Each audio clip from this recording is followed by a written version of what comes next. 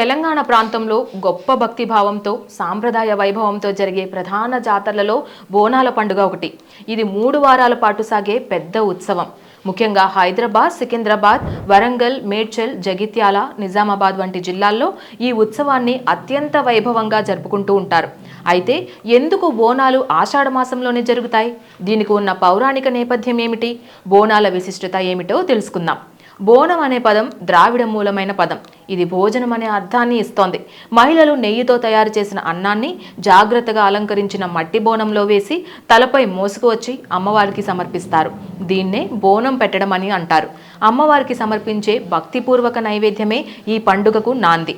బోనాలు సాధారణంగా ఆషాఢ మాసంలో జరుపుకుంటారు. దీనికి వెనుకున్న కథను తెలుసుకుంటే ఈ మాస విశిష్టత మనకు స్పష్టమవుతుంది.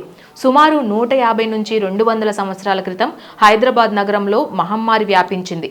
ప్రజలు చాలా మంది చనిపోవడం ప్రారంభమైంది. ఆ సమయంలో ప్రజలు మహాకాళి అమ్మవారిని ప్రార్థించి ఈ మహమ్మారిని తొలగిస్తే ప్రతి సంవత్సరం నీకు బోనం పెట్టి పూజిస్తామని మొక్కుకున్నారు.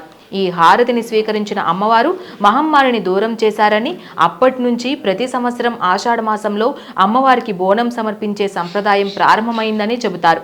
మహిళలు నెయ్యన్నం, కూరగాయలు, చక్కెర పెట్టిన బోనాన్ని తలపై మోసుకొని అమ్మవారి ఆలయానికి ఊరేగింపుగా తీసుకువెళ్తారు.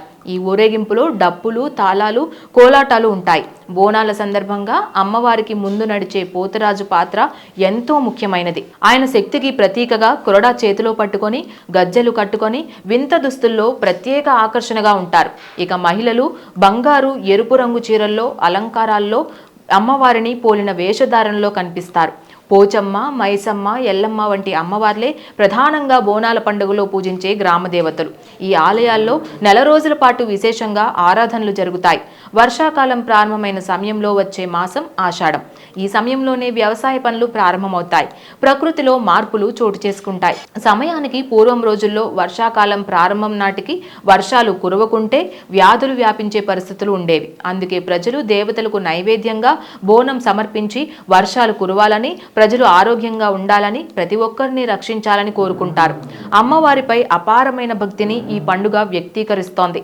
ఇది ఒక సామూహిక భక్తిని ప్రదర్శించే వేడుక.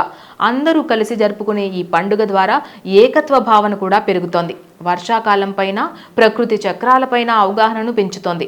మాట ఇవ్వడంతో పాటు మాటలను నిలబెట్టుకోవడం వంటి విలువలు బోనాల్లోనే మనకు కనిపిస్తోంది. మనం కోరిన కోరికలను అమ్మవారు నెరవేరిస్తే మనం ఇచ్చిన మాట ప్రకారం తదుపరి ఏడాది బోనాలు సమర్పించడం భక్తిలో భాగంగా జరుగుతోంది. Please subscribe to the channel and download the Politicos app from the links in the description.